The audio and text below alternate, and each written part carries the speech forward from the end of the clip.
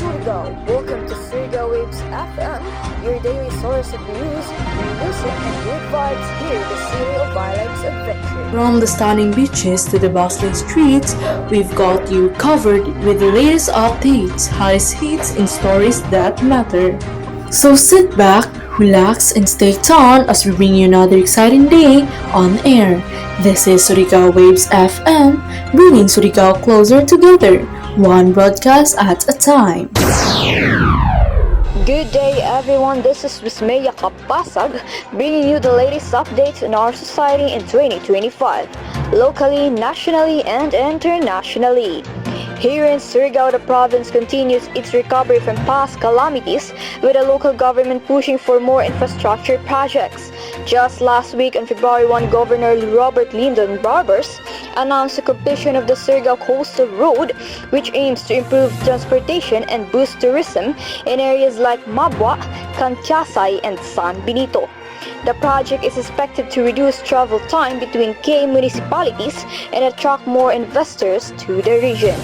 Meanwhile, the fishing industry, one of Surigao's economic lifelines, faces challenges due to fluctuating fuel prices and climate change. Local fisherfolk from Barangay Taf and Socorro have reported lower fish catch compared to last year, sparking concerns about sustainable fishing practices. The Department of Agriculture has promised financial aid and training programs to help affected communities adapt to these changes. On the national front, the Philippine economy continues to recover. According to a report from the Bangko Sentral ng Pilipinas on January 25, inflation has slightly eased to 3.8%, a positive sign after last year's peak at 6.2%. However, many Filipinos still feel the pressure of high prices, especially for essential goods like rice, which remains at average of 60 per kilo in Metro Manila markets. Politically, the Marcos Duterte administration faces growing criticism as opposition groups led by Senator Risa Hontiveros and former Vice President Leni Robredo call for greater transparency in government spending. Just yesterday, February 3, a protest in Mindiola gathered thousands of demonstrators demanding answers on the controversial Maharlika Investment Fund, which has sparked debates over corruption and economic sustainability. Shifting to global news, tensions in the South China Sea continue to escalate. On January 28, a Chinese Coast Guard vessel was reported to have blocked and fired water cannons at a Philippine resupply mission near a Yuning shoal. President Ferdinand Marcos Jr. has since vowed to strengthen ties with allies like the United States and Japan to defend Philippine sovereignty. Meanwhile, in the United States, President Kamala Harris has announced a $200 billion climate action plan aimed at reducing carbon emissions by 50% by 2035. This comes as Europe battles one of its worst winter storms in history. With record-breaking blizzards hitting Germany and France, climate experts warn that extreme weather events are only worsening, pushing countries to accelerate sustainability efforts. Aray! Ang likod ko. Para akong pinagsakay ng 10 kabayo. Kahapon. Abay, idi magpahapyas ka. Heto, gamitin mo ang hapyas Leniment Ultra. Mas matindi pa to sa sermon ko. Hoy!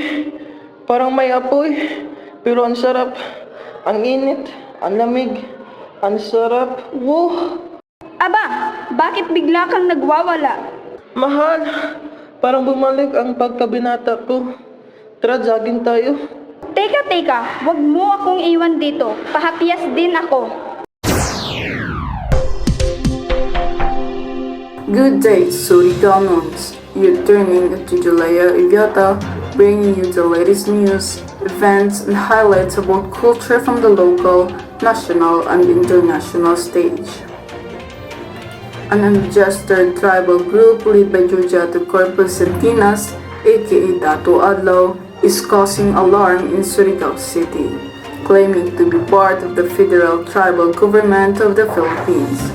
The group has been accused of illegally shutting down businesses and even carrying weapons during confrontations with the police.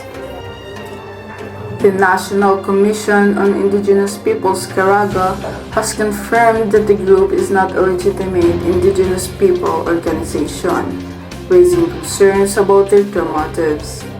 In response, the Surigao del Norte Police, led by Colonel Warren Dablo, are investigating and warning the public against supporting the group to prevent further trouble. Authorities are keeping a close watch to avoid any potential unrest. National Arts Month 2025 is in full swing, bringing color and creativity to Metro Manila.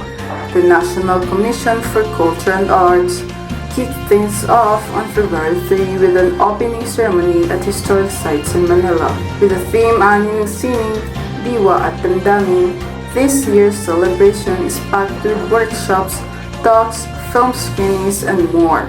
You can find the full schedule on NCCA's Facebook page. On the top of that, there are plenty of other art and culture events happening around Metro Manila this February. So if you're looking for inspiration, now's the time to explore. The World Summit on Arts and Culture is a global event where experts discuss how to support the arts, culture, and creativity. It brings together policymakers, researchers, and artists from around the world. Held every 3 years, the summit is hosted by different countries, chosen through a selection process by the IFACCA board. Interested countries submit proposals, and the final host is announced at the previous summit. Past summits have taken place in Canada, Singapore, England, South Africa, Australia, Chile, Malta, Malaysia, and Sweden. The next one is set for May 29, 2025.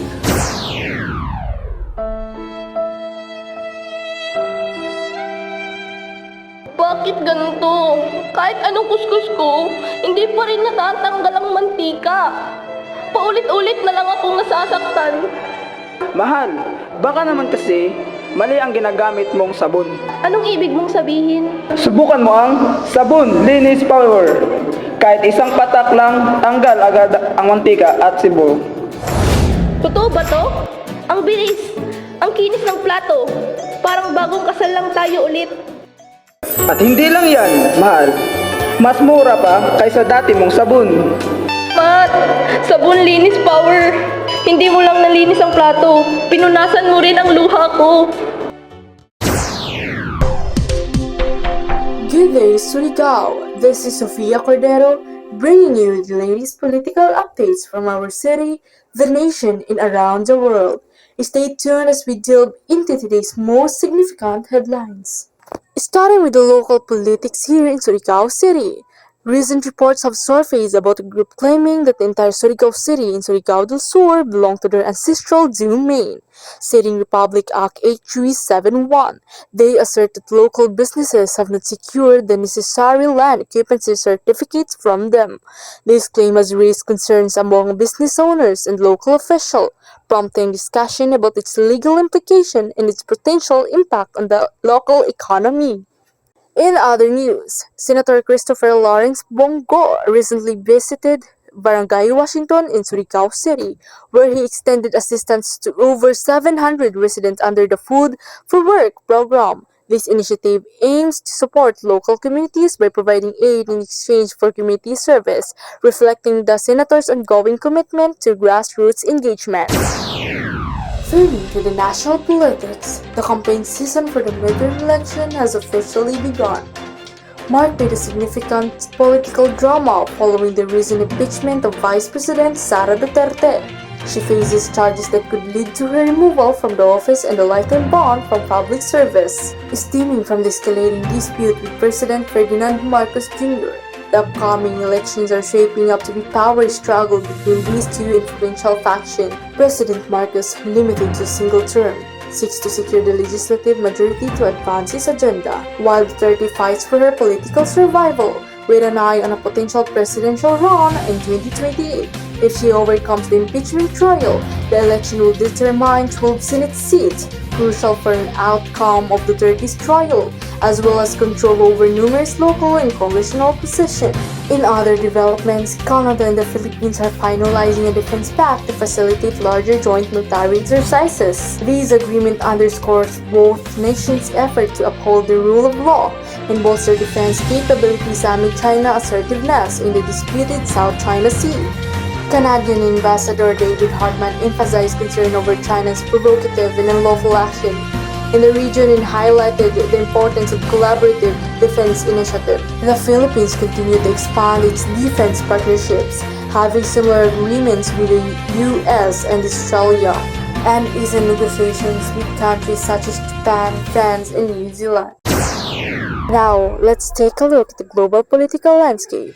Kazakhstan and Georgia are strengthening their political and economic ties. Kazakh President Kassym-Jomart Tokayev met the Georgian Prime Minister Irakli Kubakidze on February 6 to discuss enhancing cooperation, focusing on boosting trade, infrastructure development, and collaborative on multilateral platforms. This meeting signifies a mutual commitment to regional stability and economic growth.